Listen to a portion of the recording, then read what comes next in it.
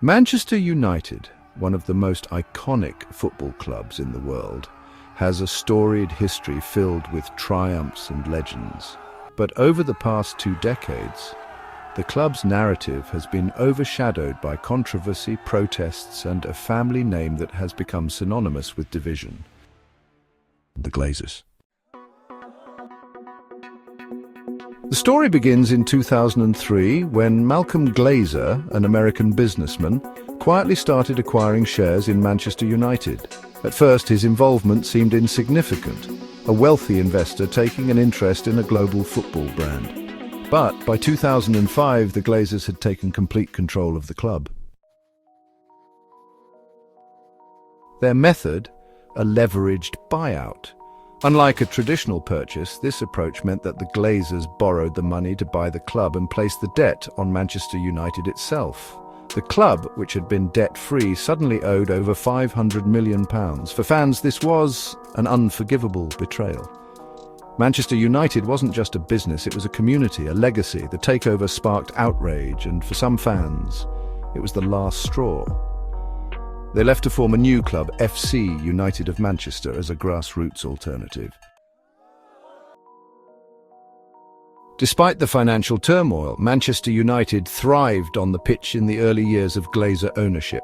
Under the legendary Sir Alex Ferguson, the team entered a golden era. Between 2005 and 2013, they won 5 Premier League titles, the Champions League in 2008, and a host of domestic cups.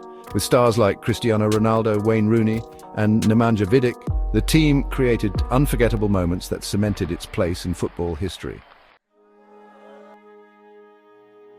But even as the trophies piled up, resentment towards the Glazers grew. Fans saw the club's mounting debt and the dividends the family began extracting, money many believed should have been reinvested in the team. By 2010, the debt had swelled to over £700 million. Fans launched the Green and Gold campaign, donning the colours of Manchester United's original identity, Newton Heath, to protest the Glazers' ownership. Then came 2013. Sir Alex Ferguson retired, leaving a void that Manchester United has struggled to fill ever since. David Moyes was brought in as his successor, but lasted less than a season. Louis van Gaal, Jose Mourinho, and Ole Gunnar Solskjaer followed, each with moments of promise but no lasting success. The trophies became fewer. A Europa League here, an FA Cup there, but the club's dominance in English football faded. Off the pitch, the infrastructure began to show its age. Old Trafford, once the jewel of football stadiums, was criticised for falling behind modern standards. Training facilities lagged behind those of rivals like Manchester City and Liverpool. Fans grew increasingly frustrated, not just with the lack of investment in the squad, but with the overall neglect of the club's physical and cultural heritage. In 2021, the Glazers made their most controversial move yet.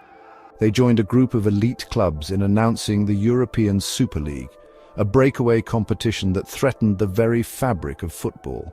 The backlash was immediate and fierce. Fans stormed Old Trafford in protest, forcing the postponement of a Premier League match against Liverpool. The Glazers issued an apology, but for many, the damage was already done. In recent years, the Glazers have explored selling the club. High-profile bidders, including Sheikh Jassim of Qatar and Sir Jim Ratcliffe, expressed interest.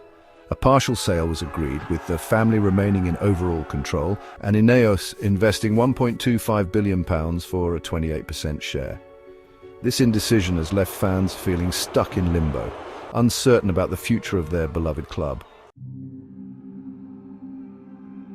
Today, Manchester United is a shadow of its former self. The team still attracts global attention, but the days of consistent dominance feel like a distant memory. The Glazers' ownership has left a legacy of £1 billion worth of debt, as confirmed by the financial figures for this year. The club sit dangerously above the relegation zone, and extreme cost-cutting measures have been put into place to try to stop things spiralling even further out of control. United fans are reeling, not knowing when this nightmare will end. Love United, hate Glazer.